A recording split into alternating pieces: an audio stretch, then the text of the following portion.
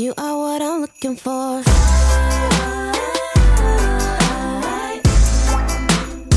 know what I'm looking for.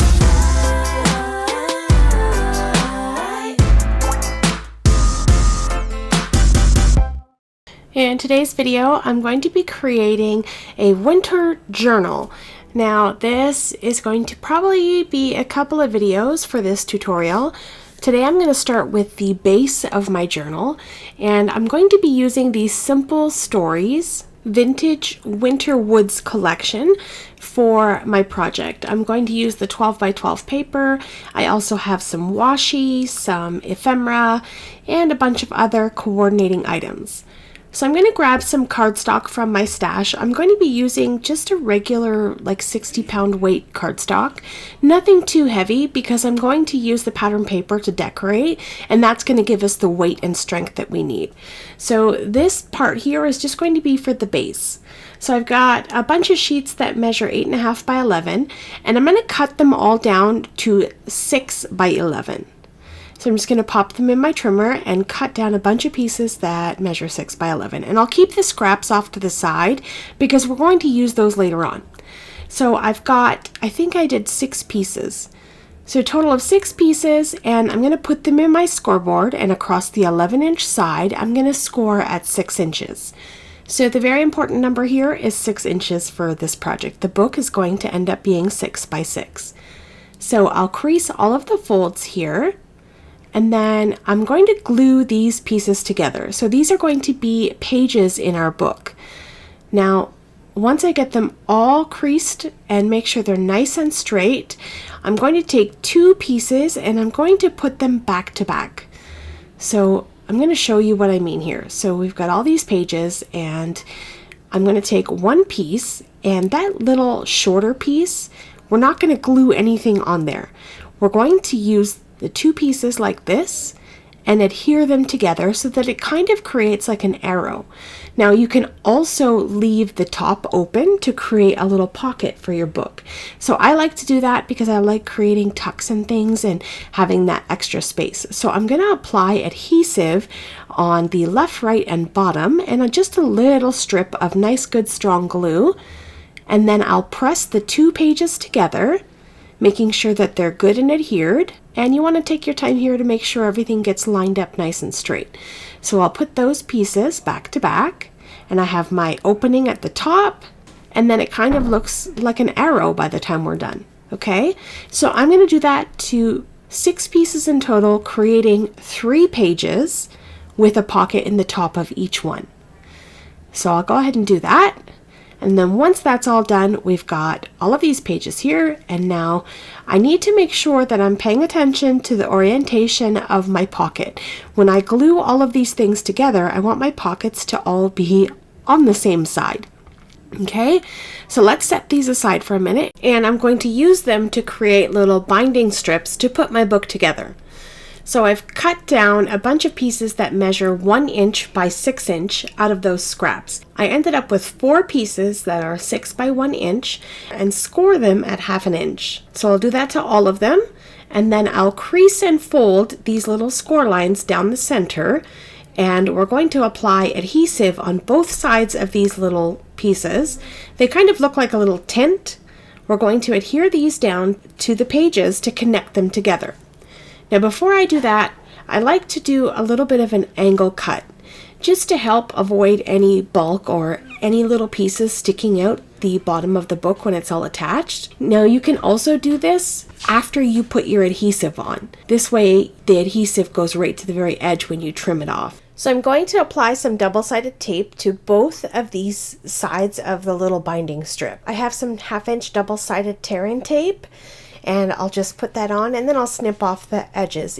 Like I said, if you do this first, you can save yourself having to cut twice. So I'll get all of my adhesive on all 4 of my binding strips on both sides, and then we're going to start putting everything together. So I'll grab my first page, and I'll make sure that I'm holding it with the little flaps pointing out and my pocket at the top, just to make sure that I don't end up putting it upside down. So this edge here is where we're going to add the binding strip. So I'll peel off the release paper on one side, And I'm going to put the first piece on the very edge of this piece of cardstock on the right hand side of my page. I'm just going to turn it around so I can see better, and I can line up the crease score mark of this piece right to the edge of the cardstock, and then I'll press that in. Okay, I'll use my bone folder to burnish in that adhesive, and then I'll peel off the top piece, and then I'll connect the next page to this piece. Now I'm making sure that my page is the same way. I'm holding it upright with the pocket up and the flaps out, and I'll line up this piece on top of my other piece, and I kind of struggle trying to figure out which way will help me get it nice and straight, but take your time here because you don't want your book to end up crooked, so we want to make sure that everything is nice and straight and adhered together perfectly. So here we go. Here's our first set of pages glued together, and it's going to open and fold just like this with these little flaps on the side. And now I'm going to take my next piece and continue in the same fashion and adhere my little binding strips to the edge of the page and glue the next page on. Okay, and then we'll have a little something that looks like this. So we have our first page, and it opens up on both sides, and then we have our pocket in the top, and then when we flip over to the next page, we're going to have the same thing. There's going to be a little pocket in the top, and the little flaps open up, and we have lots of space for decorating, to journal or add photos or whatever you want to do with this cute little book. The next thing that we need to do is create some covers. So there are 2 binding strips left over, and we're going to attach these to the very edge of the page in the same fashion that we've been working with already, and we're going to glue our cover pages on the front. So I've just opened up my book, and I'm going to line up my little strip to the very edge. So we've created a spine here with all of these pages glued together, and it should be nice and sturdy. And I'm just checking to make sure that I didn't do it upside down. I'll add in the next binding strip, and then I'm going to cut some covers out of some heavyweight cardstock. I have 2 pieces of cardstock that measure 8.5 by 11. I'm going to cut them down to 6 inches, and then I'll keep those little scraps off to the side in case I decide to use those later. So now we're going to score these in the same way that we had done with the other pages. Across the 11-inch side, I'm going to score at 6 inches, and I'll do that to both pieces. Okay, so again, 11-inch side, score at 6 inches. And then I'll take my bone folder and crease those folds so that we get a nice sharp crease. These little flaps are going to fold to the inside, and then the other side will be the cover. So I'll do that for both pieces, and then we have a front and a back. And then I'm going to adhere them down to my book with that little folded page on the inside, just like this. Okay, so it's going to open up just like the other pages. The only thing is that this cardstock is more of a heavier weight, and it doesn't have the little pocket in the top. It's just meant to be the cover. All right, so I'll do that to both pieces, the front and the back, get everything lined up nice and straight. And then our book base is complete. We have everything together. We have all of this space to work with to decorate and use some of the wonderful Simple Stories Winter Wonderland pieces that we're going to decorate this book with. So I've got the Vintage Winter Woods Simple Stories collection here, and this is the 12 by 12 collection kit. And I kind of dig through and pick out some patterns that I want to use on my pages as backgrounds. So I picked out some of my favorite patterns, and I'm going to start cutting them down and cover all the pages of this book. There are lots of fun things in here. There's even a 12 by 12 sticker sheet, so maybe we'll use that for decorating. So I picked out 4 pages, and this should be enough for the front and the back and all of the flaps on my book. So first thing I'm going to do is just cut off the branding strip just to get that out of the way so that I can pick and choose the parts of my paper that I want for the cover and such.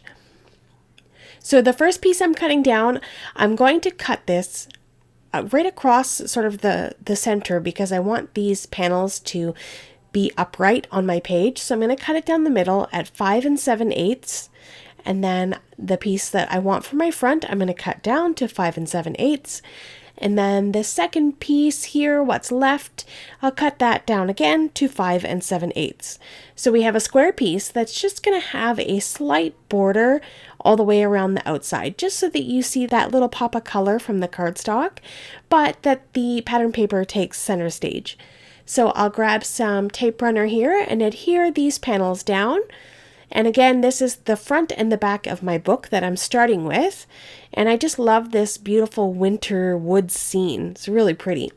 So I adhere that down, I'll flip it over and adhere my other piece to the back. And I'm trying to make sure that I get my adhesive right to the edge of the page so that I don't have to worry about the adhesive lifting up and the page peeling off. So I'll cover that with adhesive and then pop it down on the center of my cover. And there we go. Front and back are done. So the piece that's left over, I'm going to use that to decorate the 2 flaps that will fold out on the next page. Okay, so these little flaps here, we're going to need to cut down some pieces, and then the next piece of cardstock that I have will cover the insides of these pages. This is the remaining piece that I had left on my cover, so I'm just going to trim this down once again to 5 7/8. It's just a little hair that I'm cutting off, and then I'll cut these panels down measuring 5 7/8. So it's basically just a little bit smaller than 5 by 6. And they'll fit perfectly with a little border all the way around. I'll adhere those down to my flaps. And then we have our first page glued down. Looks great. Okay, now I'm going to open it up and take the next piece of cardstock, and the measurements are going to be the same for every single page. You just have to decide which pattern you want and where you want it. That's the hardest part, I think. So I'm going to go ahead and do the exact same thing with the exact same cuts. Our measurements are 5 7/8 by 5 7/8, and we need 2 of those pieces. And then we'll need 2 pieces that measure 4 7/8 by 5 7/8. One piece of 12 by 12 paper will cover 2 large panels and 2 little flaps. So I'll go ahead and run through, cut up all this paper, glue it all down, and then our book will be done. So here we are. Our book is fully covered with all of the paper.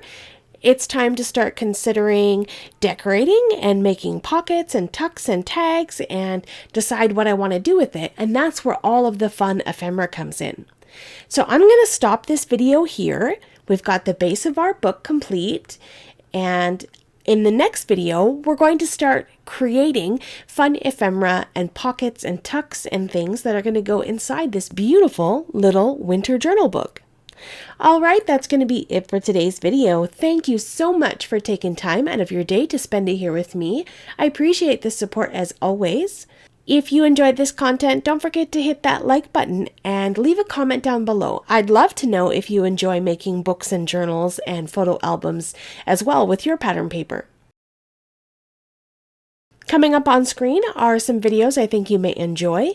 Have yourself a lovely day, and I will see you in the next one. Bye!